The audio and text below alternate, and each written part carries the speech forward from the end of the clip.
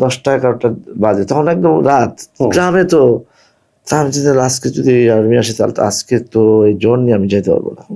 Just তার 3 মিনিটের ভিতরে মিলিটারি আমি আর আলী কিভাবে যে নৌকা উঠাইলাম, কিভাবে আম্মাকে, আমার ছোট ভাই ছোট বোনকে উঠাই, আমি ওই কিসের জ্বর কিছুই না, এই চলে গেলাম গঙ্গারামপুর এক গ্রামে, এক বাড়িতে, আমাদের আত্মীয় না কিন্তু ওই বাড়ি থেকে যেতে পথে চোখে পড়েছে বা এরকম কিছু।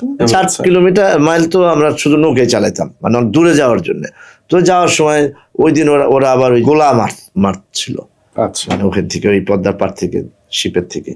তো আমরা ওই নৌকা, শত শত নৌকা সব হারিকান জ্বালায় খালি পালাচ্ছে, ওই গোলা এসে পড়ে এই পানির ভিতরে, পানি তো চারিদিকে, এইখানে পড়ে ওইখানে পড়ে এইখানে পড়ে, মানে আমরা ওর ভিতর দিয়ে একেবারে সম্মুখে কারো মৃত্যু হয়েছে ভাই ওই সময়? যে না, ওই জায়গায় হয় না, কিন্তু আমি অনেক মৃত্যু দেখেছি, কিন্তু মানে ওইখানে সামহাউ ওই রাতে গোলাটা একবারই হয়েছিল। তো ওই রাতে মানে নৌকার উপরে পড়ে নাই, না আমার নৌকায় পড়লে আমরা তো মারা যেতাম।